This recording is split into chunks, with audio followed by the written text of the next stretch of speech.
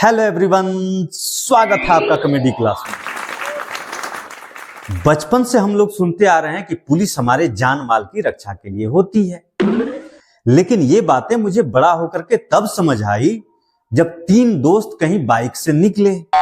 तीन दोस्त एक ही बाइक से निकले, नॉट गुड, या फिर बिना हेलमेट पहने कहीं बाइक से निकल गए। पुलिस को तुरंत हमारे जान की चिंता हुई, इसलिए हमें रोकी। फिर हमारे माल की चिंता हुई, इसलिए जितना था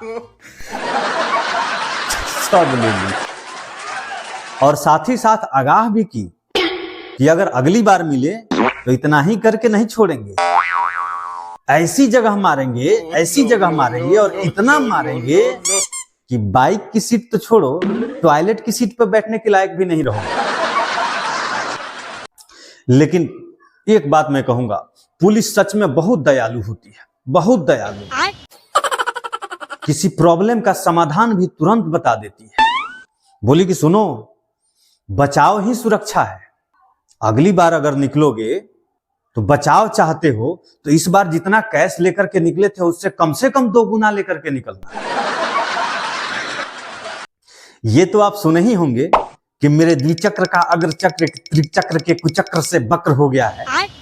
इसी तरह का एक बेहद इंटरेस्टिंग स्टोरी, बेहद इंटरेस्टिंग शब्दों का कलेक्शन मैं आपके सामने परोसने जा रहा हूं। मेरे उस दोस्त ने अपनी बीवी से बोला कि मेरे एक दोस्त के आवास पर मेल मिलाप संग आहार विहार से संबंधित गोष्ठी का आयोजन किया गया है, जिसमें कुछ गण्यमान्य लोग इकट्ठा हो रहे हैं और मेरी भागीदारी सुनिश्चित करने की जिम्मेवारी मुझ पे है, और आज वापस आने में मैं नाकामयाब रहूंगा। बीवी ने बोला, ये क्या बक रहे हो, सीधा सीधा बोलो। तो कहा कि मेरे एक दोस्त के यहां पार्टी है, आज जाऊंगा, कल वापस आऊंगा। जब अगले दिन वापस आया तो बीवी ने पूछा, पार्टी कितने बजे खत्म हुई? तो बोला 11 बजे। तो बोली उसके बाद आ जाते, क्या कर रहे थे वहां? तो बोला मैं उसके बाद शब की आगोश में था। जो लोग नहीं जानते उनको मैं बता दूं, शब का मतलब होता है रात्रि, यानी रात। बीबी ने समझा सबकी आगोश, सबकी यानी एवरीवन्स, और आगोश का मतलब नहीं जानती थी तो पूछी कि आगोश मतलब? तो बोला गोदी। तो बीबी क्या समझी? सबकी आगोश में था। उसके बाद गुस्से में लाल हो गई, तमतमा गई और चीखने चिल्लाने लगी, हरामखोर, मैं यहां बच्चों को संभाल रही हूं, वहां तू रात भर सबके गोदी गोदी घूम रहा था। आज पता चला तुम्हारा ये टेस्ट भी है, कितना गंदा आदमी है। उसके बाद झाड़ू उठा के दे दनादन, दे दनादन, दे दनादन।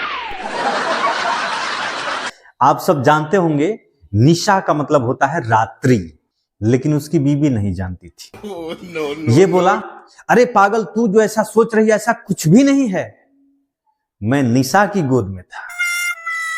उसके बाद फिर दे दनादन, दे दनादन, दे दनादन। अरे ये निशा कौन है और इसको कब से जानते हो, मुझे आज तक बताया क्यों नहीं?